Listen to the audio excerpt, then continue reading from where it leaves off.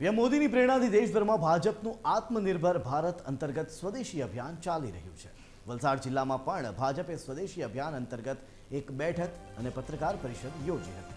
આ કાર્યક્રમમાં વલસાડ ડાંગ લોકસભાના સાંસદ ધવલ પટેલ, વલસાડ જિલ્લા ભાજપ પ્રમુખ અને વલસાડ જિલ્લા ભાજપના અગ્રણીઓ અને કાર્યકર્તાઓ પણ ઉપસ્થિત રહ્યા હતા।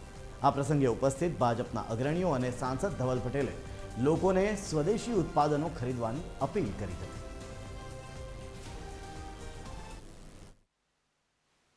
25મી સપ્ટેમ્બરે આ કેમ્પેન ચાલુ થવાનો છે, 25મી ડિસેમ્બર લગીને આ કેમ્પેન કરવાના છે, જેમાં લોકો સુધી અમે પહોંચવાના છે, સ્કૂલ કોલેજના યુવાનો સુધી પહોંચવાના છે, વ્યાપારી અને બુદ્ધિજીવી લોકો છે એની સાથે પણ અમે પહોંચવાના છે।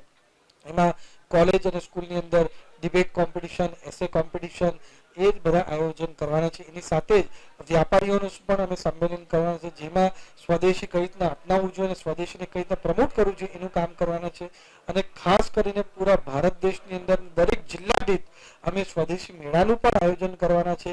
આત્મનિર્ભર ભારત બનવું એ ભારત માટે ખૂબ જ અનિવાર્ય છે, જેથી ભારત દેશની અંદર જે આપણા કારીગરો છે કે જે આપણા કર્મચારીઓ જે છે એ કર્મચારીઓ અને ભારત દેશની અંદર જે વસ્તુનું ઉત્પાદન કરતા જે ઉદ્યોગો છે, એટલે કે ઉત્પાદન પણ ભારતીય લોકોના હાથથી એનું ઉત્પાદન થાય અને એનાથી એ ઉદ્યોગોને વેગ મળશે, સાથે સાથે ઉપભોક્તાઓને પણ એનું યોગ્ય ભાવે એનું મળી રહે એ જાતનું પણ એના અંદર આયોજન થાય। આમને વેપારીઓને પણ આના થકી રોજગાર પણ વધશે।